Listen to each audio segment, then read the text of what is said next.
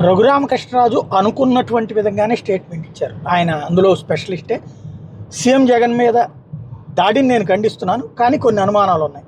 నాటకమా బూటకమా? పశ్చిమ గోదావరి జిల్లా కాళ్ళ మండలంలో ఆయన మీడియాతో మాట్లాడారు. తను రైజ్ చేసినటువంటి పాయింట్స్ ఏంటంటే, రాజకీయాల్లో ఇట్లాంటి దాడులు ఉండకూడదనే అందరి మాట, నా మాట కూడా అదే. అయితే జగన్పై జరిగిన దాడిలో నాకు కొన్ని అనుమానాలు ఉన్నాయి. సరిగ్గా ఆ టైంలో లైట్స్ ఆఫ్ కావడం, అక్కడ లైట్స్ ఏమి ఆఫ్ కాల. వెహికల్ మూవ్ అవుతున్నప్పుడు ఆ ప్రాంతంలో, కార్నర్ ప్రాంతంలో లైట్లు ఏమి ఉండవు. నెంబర్ 1. ఛానల్ లైవ్ కూడా లేకపోవడం. ఛానల్ లైవ్ జనం మీద ఫోకస్ చేస్తారు. ఆ జనం ఒకవేళ అక్కడ ఖాళీ బిల్డింగ్ అటు పక్కకు ఫోకస్ చేయడం, ఎందుకంటే అటు ఫోకస్ చేస్తే ఖాళీగా ఉన్నారని మనమే హడావిడి చేస్తాం కదా.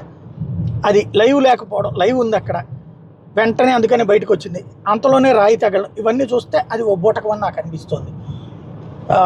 ఆయనని పోలీసులు కొట్టారన్నటువంటి కోర్టుకి చక్కగా నడుచుకుంటూ వెళ్ళినటువంటి ఆయన ఆ తర్వాత వచ్చి నన్ను కొట్టారు, ఏది తనకి పై కోర్టులో బెయిల్ రాదని తెలిసాక నన్ను కొట్టారు అన్నటువంటిది బూటకం కాదు. అది చట్టబద్ధంగా చేసినటువంటిది, రైట్, నిజమే.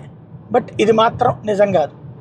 నమ్మాలి. మన దేశంలో స్పెషాలిటీ ఏంటంటే ఎవరేం చెప్పినా నమ్మేటటువంటి, లేదా మనకి నచ్చినోడు ఏం చేసినా ఏం చెప్పినా కరెక్ట్ అనేటువంటి రాజకీయాలు కాబట్టి నమ్మాలి.